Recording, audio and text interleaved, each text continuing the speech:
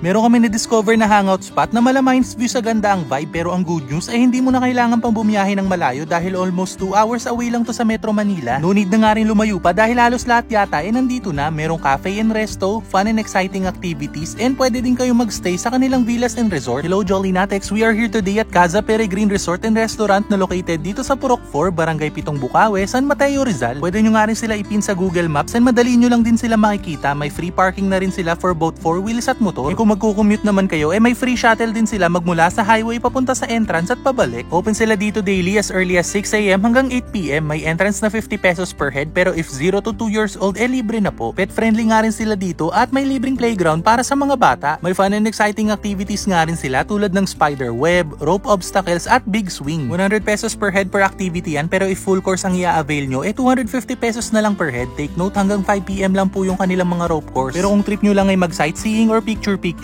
isa nga maganda dito, libre nyo magagamit yung kanilang mga view deck. Meron din mga overlooking treehouse na talaga namang instagrammable at kitang-kita nyo dito yung Sierra Madre Mountain Range. Kung ikaw yung tipo na gustong kumawala panandalian sa ingay at pollution ng Metro Manila, ang sarap ng tumambay dito habang lumalanghap ng sariwang hangin. I-tour naman namin kayo sa kanilang resort and villa. Dito may option kayo either day tour or overnight. Meron sila ditong 4 na villa na may exclusive swimming pool kada isa, and kung villa 1 or 2 nga yung mapipili nyo, kasama na sa package itong kanilang barkada room na good for 12 packs. And itong mismong villa na meron ng 2 rooms, dito sa baba is the regular room with CR at sa taas naman is the master's bedroom. Parehas air condition, may malinis na CR with hot and cold shower, may TV, Wi-Fi, Netflix, and mini fridge with drinks that you can purchase. Ito naman yung mga rates nila and inclusions, i-post nyo na lang for reference or don't hesitate to message them sa kanilang FB page directly for any inquiries that you may have. And tulad nga ng sabi ko, may resto and cafe na din sila dito, and for dinner, nag-order kami ng tinola sa gata, breaded fish fillet at pinakbet. Okay na okay nga rin yung mga food nila dito, lalo na tong tinola sa gata, literal na sabaw pa lang, ulam na. And may mga live singers nga rin sila dito habang ine-enjoy nyo yung food.